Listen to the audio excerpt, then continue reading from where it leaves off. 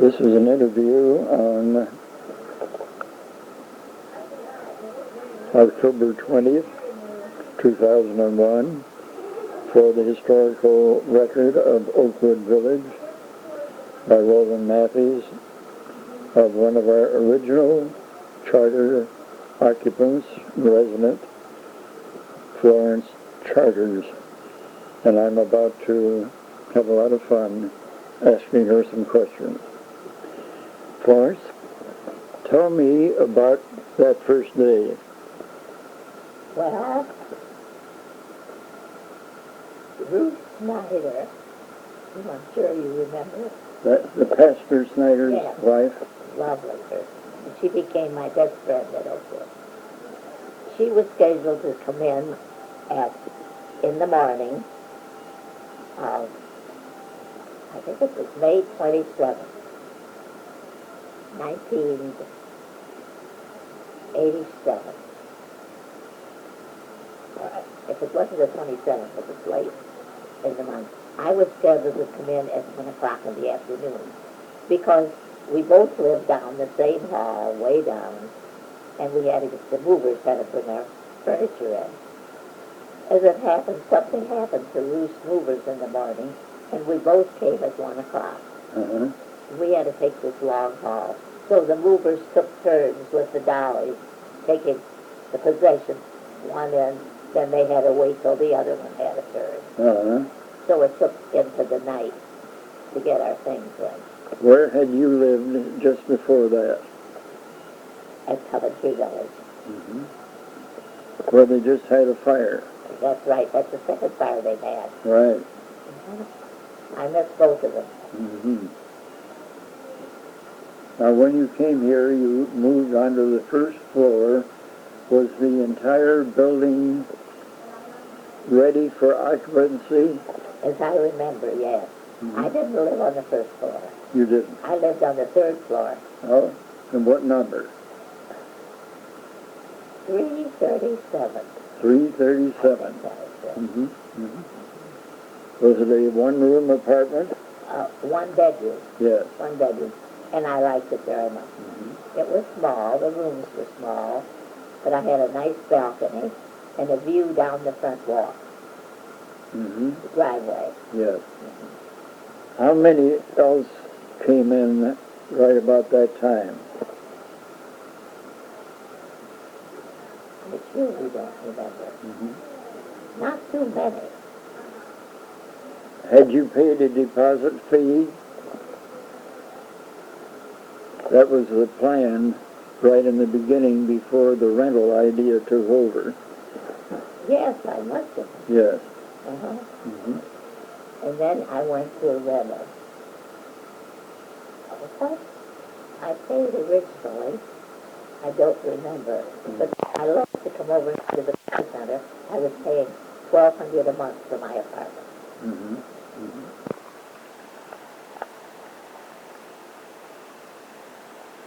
Who? Helsel, H-E-L-S-E-O. Yes. Mm-hmm. I think Louise Leonard was one of the first residents. Mm-hmm. Eloise Baker, as I remember. Maggie Schofer came in a couple of days after I did. And I'm still a good friend of Maggie, even though she's gone to South Carolina. Mm-hmm. What did you do about your meals? How many of there were you in the dining room? I always took my evening dinner at Oakwood. Breakfast I had in my apartment. Mm-hmm. I get up late. I couldn't get up for breakfast. And sometimes I went to lunch too in the dining room. Often I went to lunch on Tuesday because that was the day they had a breakfast menu at lunch. And they're still doing it that way. Are they really? Yes. Well, they should. It was very popular. Uh-huh. The dining room was very well occupied On Tuesday noon. Mm-hmm. Uh-huh. Our son Dick comes and has lunch with us on Thursday or Friday, depending on his schedule. I remember. Yeah. We just love having him here. I know you do. Yeah. Who was in charge of Oakwood when you came in? Let's see, who was? Oh. Susan? I think her name was, the first name was Susan. She's still with Mercy. Oh. And the executive, I think it's one of their health centers. I must get in touch with her sometime to interview her. Yes, you should. Yes. Was the place completely ready for occupancy? So far as I knew it was. Were you glad you came? Yes, I loved it from the start. Just loved it. That's the experience that Maxine and I have had 10 years ago. Really? We're completely satisfied. The staff are so remarkably fine and kind. And I'm glad to see that back here in the health center, you're continuing to enjoy your life. Yes. I miss my apartment. Sure. Anyone would. Yes. But I love the help in it. How much of a family did you have? My husband was dead. Who was he? Pastor Charters. What did he do? He had a men's clothing store. I remember it well. Charters Patterson. Sure. Yeah. I was his second wife. Oh, you were? His first wife was one of my best friends in college, Where? St. Mary's, Notre Dame. Oh, yes. That's where I met Helen. Mm-hmm. We were good friends. And ours and Helen had 4 children, whom I inherited as my stepchildren. What year did you inherit? 1949. I graduated from college in 1928. And I still see my daughter, stepdaughter, very much. She comes up, I'd say at least once a month, up to Cincinnati. And this time of year, when the driving is easier, she comes up maybe every other week. And what is her name? Sister Mary Elaine, the Sisters of Mercy. She's now a professor of biology at Xavier University in Cincinnati. Oh, nice. Oh, nice. And where are the other children? 2 of the boys are dead. And the youngest boy is in Lexington. Kentucky? So you did not have children? No. What had you been doing for a living before? I was advertising copywriter Where? at the Higley Company in Cleveland. Oh, my. Big business. For years, yes. Is that right? How many years? Oh, heavens, I think I was there 25 years, maybe. Yeah. Was it that long? It was pretty long, 20, 25 years. In the big city of In a Cleveland. big city, which I hated to leave. I loved it. What did you like about Cleveland in particular? The fine arts? I liked it. Seemed a lot to do. My family, of course, I was with them, had been living in Mansfield. I grew up in Mansfield. Oh. And then Massillon, Ohio. And I went from Massillon to Cleveland. Cleveland was a big city to me, and I like big cities. Let's see, Massillon is the sports-crazy town. That's right. And my brother was in the thick of it. Yeah. What was his name? His name was John Quinn. And in the height, he went to Massillon High. And he was very close to Bill Edwards. Yes. And what's the Brown's name? Bill? Well, he went way up in sports. I said, no, not Bill. I can't remember. But I think he owned a team then, a professional team or something. Well, he was in the era of Bill Edwards.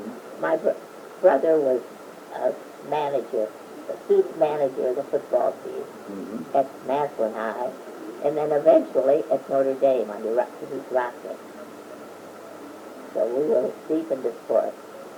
When you came to Springfield and married Art, did you get into the clothing business yourself? No.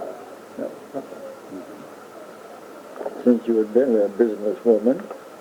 Yeah, but I didn't get into men's. I was in women's. You had a bunch of kids. So, yeah, I had to learn how to cook.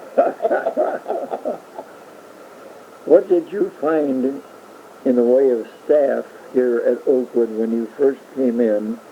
I think that Dave Campbell was here. And Robbie, and Robbie Johnson, and Pat Day, Dave. Who else? I forget who was in the office. There was a Meredith at the desk, front desk in the office. But with Susan, I can't think of her last name, was the head of the place. Did you have any kind of activities like we do now? We had a lot. The Reds games in Cincinnati, and shopping in Columbus. You had a bus right away? Right away, Great. I remember. They take us to church on Sunday, grocery twice a week, the mall, I think once a week to the mall, or once every couple of weeks. And then little trips around. We go to the Amish place for dinner, and restaurants in different towns. Yeah, we went often. And we'd sign as they do now. Would you attend the symphony in the evening? We could, anyone who wanted to, and other things going on at Cook Auditorium. What stands out in your long memory as over these 15 years you've seen Oakwood mature and you've seen all of us get a lot older? What stands out as being the best? I think it may be a sense of security. Good. Now, when I say security, we knew we had a safe place. There were night watchmen, and we knew we'd have meals cooked for us when we needed them. And we had a little shop where we could get necessities, as we still have under the same management. And cleaning. We had laundry, really a complete laundry on every floor that we could do or hire someone to do it. Yeah, I think being taken care of in that way, the physical things were taken care of. And you were well impressed by the staff? I think so. I pretty much like the staff. There are some people, of course, that I don't get along with. Were then. And I like the residents. They seem to be the kind of people I had known and made friends with many of them. I still keep in touch with Maggie Schofer. Do you? Where is she now? Columbia, South Carolina. Is her health good? She has had some difficulty this year. She's had surgery a couple of times. She moved there because her married daughter and family are there. Mm-hmm. And she was alone here. Mm-hmm. So she's better off, I think, there than she's in another retirement home. Is she? There. I have good memories of how active she was here. Yes. Yeah. Uh-huh. Now, she has come back with them a couple of times. I think her son-in-law has some family in Galion, Ohio, and he comes occasionally to see them. Well, she will come. They'll drop her here, and they'll go on. Mm-hmm. And then she stays with us and then goes back. Anything else you'd like to add? Any memories that you... Well, when I think of it, pardon me, the people I see now all been connected with Oakwood or have been connected with us. I still keep in touch occasionally with Ruth Schneider's daughter. Mm-hmm.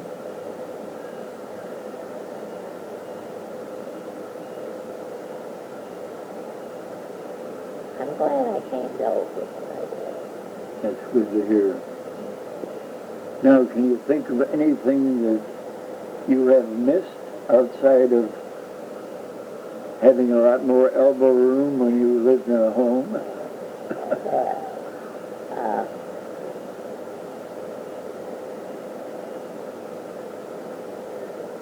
I suppose changing decor, Yeah. but that's a personal thing, Mm-hmm. and I wasn't responsible for it. I wasn't responsible for a lot of things. I think one of the things that's outstanding is the fact that you can count on the staff to do what you want them to do. And they are genial about it. You don't see a frown around here. I'm glad for that. Mm-hmm. And having a pleasant person like you around helps. Oh, I snarl at a lot of people. Oh, you know it is. Louise Leonard has gotten to that way. Oh, Louise. She growls.